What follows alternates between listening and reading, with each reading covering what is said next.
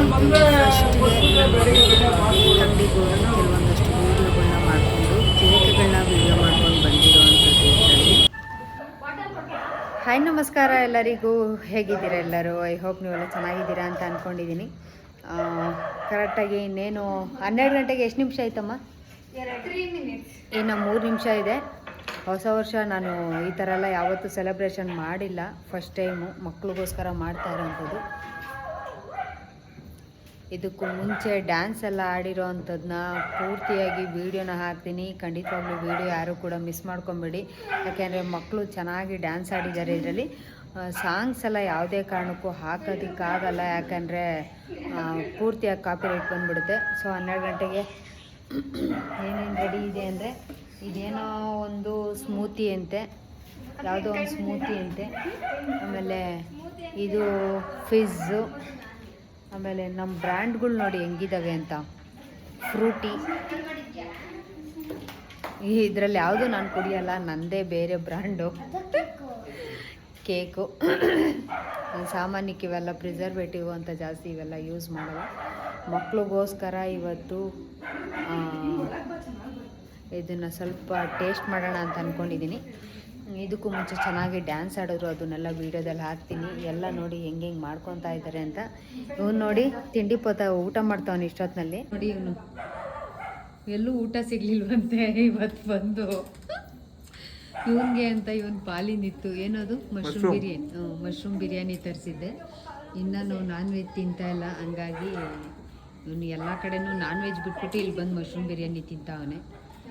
ಇವು ನೋಡ್ರಿ ಮಂಗಗಳು ಕೇಕೆಲ್ಲ ಹಿಡ್ಕೊಂಡು ಫೋಟೋಗಳು ನಡೆಸ್ಕೊಂತಾವೆ. ಇವ್ನು ನೋಡ್ರಿ ಇಷ್ಟೊತ್ತು ನಂಗೆ ಕೇಕ್ ತಿನ್ನಬೇಕು ಅಂತಿದ್ದ, ಇವಾಗ ಇದು ಮಾಡ್ತಾವನೆ.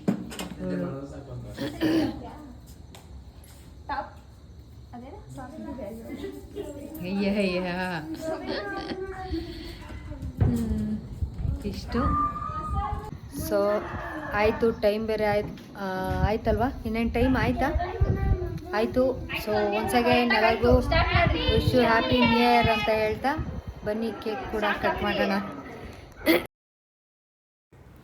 ಇಲ್ಲಿ ಕರೆಕ್ಟಾಗಿ 12 ಗಂಟೆ ಆಯಿತು ಅಂತ ಎಲ್ಲ ಫಸ್ಟೇ 11 ಗಂಟೆಯಿಂದನೇ ಕುಂತು ಕುಪ್ಪಳಿಸಿ ಹುಡುಗರೆಲ್ಲ ಸಿಕ್ಕಾಪಟ್ಟೆ ಎಂಜಾಯ್ ಮಾಡ್ತಾಯಿದ್ರು. ನೋಡ್ತಾ ಇರ್ಬೋದು, ಸೌಂಡ್ ಬಾಕ್ಸ್ ಬೇರೆ ಇಕ್ಕೊಂಬಿಟ್ಟಿದ್ರು. ನನಗೆ ಆ ಸೌಂಡ್ ಕೇಳಿಸ್ಕೊತಿದ್ರೇ ಸ್ವಲ್ಪ ಹಿಂಸೆ ಆಗ್ತಾಯಿತ್ತು. ಯಾಕೆ ಅಂತಂದರೆ ನಾನು ಸ್ವಲ್ಪ ಸೌಂಡ್ ಅಂದ್ರೆ ನನಗೆ ಸ್ವಲ್ಪ ಅಲರ್ಜಿ ಅಂತಲೇ ಹೇಳ್ಬೋದು. ಅಕ್ಕಪಕ್ಕದವರೆಲ್ಲ ನಿದ್ದೆ ಹೋಗ್ತಾ ಇರ್ತಾರೆ, ಬೇಡ ಸೌಂಡೆಲ್ಲ ಜಾಸ್ತಿ ಕೊಡಬೇಡ್ರಿ ಅಂತ ಹೇಳಿ ಮಕ್ಳಿಗೆ ಹೇಳಿ ಕೇಕೆಲ್ಲ ಕಟ್ ಮಾಡ್ತಾಯಿದ್ರು. ನನಗೆ ಇವ್ರನ್ನ ನೋಡೋದೇ ಒಂದು ಖುಷಿಯಾಗಿತ್ತು. ಯಾರೂ ಇಲ್ಲ, ನಮ್ಮವ್ರು ಮಾತ್ರನೇ, ಅಂದರೆ ಮಕ್ಕಳು ಫ್ರೆಂಡ್ಸ್ಗಳು ಮಾತ್ರನೇ ಇದ್ದಿದ್ದು. ಈಗ ಬೇರೆ ಯಾರೂ ಇರಲಿಲ್ಲ ಇದರಲ್ಲಿ. ನಮ್ಮ ಯಜಮಾನ್ರು ನಿದ್ದೆ ಬರ್ತೈತೆ, ಅವರು ಕೂಡ ತುಂಬ ಸುಸ್ತಾಗಿದ್ರು ಅಂತ ಅವ್ರು ಕೂಡ ಮಲ್ಕೊಂಡಿದ್ರು.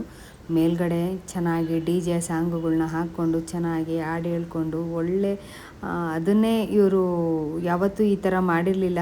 ಅವ್ರಿಗೆ ಇದೇ ಕೂಡ ತುಂಬಾ ಖುಷಿ ಕೊಡ್ತಾಯಿತ್ತು.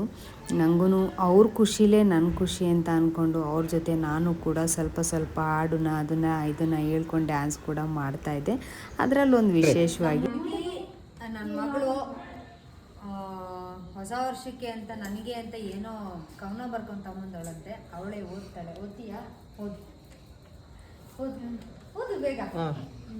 ಅಮ್ಮ ಪ್ರೀತಿಯ ಅಮ್ಮನಿಗೆ ನನ್ನದೊಂದು ಪುಟ್ಟ ಪ್ರೀತಿಯ ಪತ್ರ. ಹೇಳು. ಅವಳ ತುಟಿಯ ಮರೆಯಲ್ಲಿ ಅಪರೂಪಕ್ಕೆ ಮೂಡೋ ಆ ಚಂದದ ಕಿರುನಗೆಗೆ ನಾ ಅಭಿಮಾನಿ. ಅವಳು ಮನಸ್ಪರ್ಕವಾಗಿ ನಕ್ಕಾಗ ಗಂಧರ್ವ ಲೋಕದ ಕಿನ್ನರಿಯಂತೆ ಕಾಣುವಳು ಅಮ್ಮ. ಅವಳ ಪ್ರೀತಿ ಎಂದರೆ ಸ್ವರ್ಗಕ್ಕಿಂತ ಮಿಗಿಲು. ಮಕ್ಕಳಿಗೋಸ್ಕರ ಯಾವಾಗಲೂ ಮಿಡಿಯುತ್ತಿರುತ್ತದೆ ಅವಳ ಕರುಳು. ಮಕ್ಕಳ ಬಗ್ಗೆ ಯಾವಾಗಲೂ ಯೋಚಿಸುವ ಹೃದಯ ಅವಳದು. ಅಮ್ಮ ಅಂದರೆ ಹಾಗೆ ಅಲ್ಲವೇ? ಅವಳಿಗೆ ಎಷ್ಟೇ ನೋವಿದ್ದರೂ ಕೂಡ ಮುಖದಲ್ಲಿ ಮಂದಹಾಸದ ನಗುವಿನ ರಾಣಿ ಅವಳು. ನೋವಿದ್ದರೂ ಕೂಡ ಮಕ್ಕಳಿಗೆ ನೋವಾಗದೆ ನೋಡಿಕೊಳ್ಳುವ ದೇವತೆ ಅವಳು. ಹಸಿವು ಎಂದಾಗ ತುತ್ತನಿಟ್ಟು ಹಣೆಕೆನ್ನೆಗೆ ಮುತ್ತನಿಟ್ಟು ಅತಿರೇಕದ ಚೇಷ್ಟೆಗೆ ಪೆಟ್ಟುಕೊಟ್ಟು ಆಗಾಗ ಬರುತ್ತಿತ್ತು ತೋರಿಕೆಯ ಸಿಟ್ಟು. ಅಲೆಗಳ ಪ್ರೀತಿ ಅಮ್ಮನ ಪ್ರೀತಿಯ ಕಡಲು. ಮಕ್ಕಳು ದೇವರ ರೀತಿ, ದೇವರ ಗುಡಿ ಅಮ್ಮನ ಮಡಿಲು.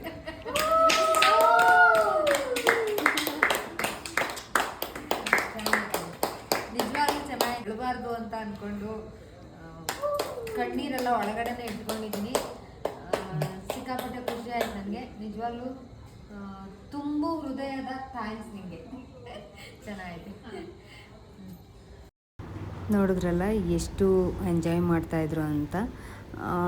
ನನಗೆ ಕೊಟ್ಟಿದ್ದ ಕವನ ಅಂತೂ ತುಂಬಾ ಇಷ್ಟ ಆಯಿತು. ಪಾಪ ಆ ಹುಡುಗಿಗೆ ತಂದೆ ತಾಯಿ ಇಬ್ಬರೂ ಕೂಡ ಇಲ್ಲ, ಹಾಗಾಗಿ ಆ ಹುಡುಗಿ ನನ್ನೇನೆ ಅಮ್ಮ ಅಮ್ಮ ಅಂತ ಅಂದ್ಕೊಂಡು ಇದು ಮಾಡುತ್ತೆ. ನನಗೆ ಸಿಕ್ಕಾಪಟ್ಟೆ ಇಷ್ಟ ಆಯಿತು. ಮಕ್ಕಳು ಎಂಜಾಯ್ ಮಾಡ್ತಿರೋದು ನೋಡಿದ್ರೆ ನನಗೆ ತುಂಬ ಅಂದರೆ ತುಂಬಾ ಇಷ್ಟ ಆಗ್ತಾಯಿತ್ತು. ಯಾಕೆ ಅಂತಂದರೆ ಯಾವತ್ತೂ ಕೂಡ ಅವರು ಈ ಥರ ಇಷ್ಟು ಖುಷಿ ಪಟ್ಟಿದ್ದು ನಾನು ನೋಡೇ ಇರಲಿಲ್ಲ. ಮಕ್ಕಳು ಈ ಥರ ಎಲ್ಲ ಆಡಬೇಕು, ಒಂದು ಅವರು ಏನಾದರೂ ಒಂದು ಸ್ಟ್ರೆಸ್ ಆಗಲಿ, ಏನಾದರೂ ಒಂದು ಮೆಮೊರಿ ಇರಬೇಕು ಅಂತ ನಾನು ಕೂಡ ಅಂದ್ಕೊತಾ ಇದ್ದೆ. ಫಸ್ಟೇ ಪ್ಲ್ಯಾನಿಂಗ್ ಇತ್ತು ಅಂತ ಅಂದ್ಕೊಂಡಿದ್ದಿದ್ರೆ ಇನ್ನು ಸ್ವಲ್ಪ ಏನಾದ್ರು ವೆರೈಟಿ ಫುಡ್ಸ್ ಎಲ್ಲ ಮಾಡಿ ಎಲ್ಲ ಮಾಡ್ಬೋದಾಯಿತು. ಆದ್ರೂ ನಾನು ಹೋಟೆಲಿಂದನೇ ಎಲ್ಲ ತರಿಸ್ಕೊಟ್ಟು ಮಕ್ಕಳು ಖುಷಿ ಪಡಲಿ ಅಂದ್ಬಿಟ್ಟು ಈ ಥರ ಎಲ್ಲ ಅವ್ರ ಜೊತೆ ನಾನು ಕೂಡ ಈ ಇದರಲ್ಲಿ ಸಾಂಗ್ಗಳನ್ನ ಹಾಕ್ಕೊಂಡು DJ ಹಾಡುಗಳನ್ನ ಹಾಕ್ಕೊಂಡು ಎಲ್ಲ ಎಂಜಾಯ್ ಮಾಡ್ತಾಯಿದ್ರು. ಅದರಲ್ಲಿ ನಾನು ಕೂಡ ಸ್ವಲ್ಪ ನನಗೆ ತಕ್ಕ ಮಟ್ಟಿಗೆ ಮಕ್ಕಳು ಖುಷಿ ಪಡಿಸ್ಬೇಕು ಅನ್ನೋ ವಿಚಾರಕ್ಕೆ ನಾನು ಕೂಡ ಸಾಂಗಲ್ಲಿ ನಾನು ಕೂಡ ಫಸ್ಟ್ ಟೈಮು ಮಕ್ಕಳ ಜೊತೆ ಈ ಥರ ಎಲ್ಲ ಹಾಡಿಗೆ ಡ್ಯಾನ್ಸ್ ಕೂಡ ಹಾಡ್ತಾಯಿದ್ದೆ. ತುಂಬಾ ಚೆನ್ನಾಗಿತ್ತು ಕೂಡ. ಈ ವರ್ಷ ತುಂಬ ಚೆನ್ನಾಗಾಯಿತು. ಹಾಗೆ ಇದೇ ಥರ ಎಲ್ಲರೂ ಖುಷಿಯಾಗಿರಲಿ. ನಾನು ಕೇಳೋದಷ್ಟೇ, ಎಲ್ಲರಿಗೂ ಅಷ್ಟೇ ಆಯುಷು ಆರೋಗ್ಯ, ಒಳ್ಳೆ ಬುದ್ಧಿ ಗುಣ, ಒಳ್ಳೆ ನಡತೆ ಕೊಟ್ಟು ಕಾಪಾಡಲಿ ಅಂತ ಕೇಳ್ಕೊಬೋದು ಅಷ್ಟೇ. ಅದು ಬಿಟ್ಟರೆ ಬೇರೆ ಏನೂ ಕೇಳೋಕ್ಕಾಗಲ್ಲ. ಅದರಲ್ಲಿ ಲಾಸ್ಟಲ್ಲಿ ನನಗೆ ತುಂಬ ಬಲವಂತ ಮಾಡಿದ್ರು ಅಂತ ನಾನು ಕೂಡ ಮಕ್ಕಳ ಜೊತೆ ಡ್ಯಾನ್ಸ್ ಆಡ್ತಾಯಿದ್ದೆ. ಬಿಡ್ತಾನೆ ಇಲ್ಲ, ಅಷ್ಟು ಬನ್ನಿ ಅಂತ ಫೋರ್ಸ್ ಮಾಡ್ತಾಯಿದ್ರು ಅಂತ ಅವ್ರ ಜೊತೆ ಒಂದು ಸ್ಟೆಪ್ ಕೂಡ ಆಗ್ತಾಯಿದ್ದೆ. ನಾನು ತುಂಬ ಚಿಕ್ಕ ಹುಡುಗಿಲಿ ತುಂಬ ನಾಟಿಯಾಗಿದ್ದೆ, ತುಂಬ ಚೂಟಿಯಾಗಿದ್ದೆ ಕೂಡ. ಆವಾಗೆಲ್ಲ ಚೆನ್ನಾಗಿ ಡ್ಯಾನ್ಸ್ ಎಲ್ಲ ಹಾಡ್ತಾಯಿದ್ದೆ. ಬಟ್ ಇವಾಗೆಲ್ಲ ಮರ್ತಂಗೆ ಆಗ್ಬಿಟ್ಟು ನನಗೆ ಯಾವ ಸ್ಟೆಪ್ಗಳು ನನಗೆ ಜ್ಞಾಪಕ ಬರ್ತಾ ಇರಲಿಲ್ಲ. ಸೊ ಇಷ್ಟು, ಯಾರು ಕೂಡ ಬೇಜಾರು ಮಾಡ್ಕೊಬೇಡಿ. ನನ್ನ ಡ್ಯಾನ್ಸು ನನಗೆ ಅಷ್ಟಾಗಿ ಇದು ಮಾಡೋಕ್ಕೆ ಬರೋಲ್ಲ. ನಂಗೆ ಹಾಡು ಅಂತ ಅಂದರೆ ತುಂಬ ಚೆನ್ನಾಗಿ ಹಾಡು ಹೇಳ್ತೀನಿ. ಬಟ್ ನನಗೆ ಡ್ಯಾನ್ಸ್ ಎಲ್ಲ ಅಷ್ಟು ಇಷ್ಟ ಆಗಲಿಲ್ಲ ನನಗೆ.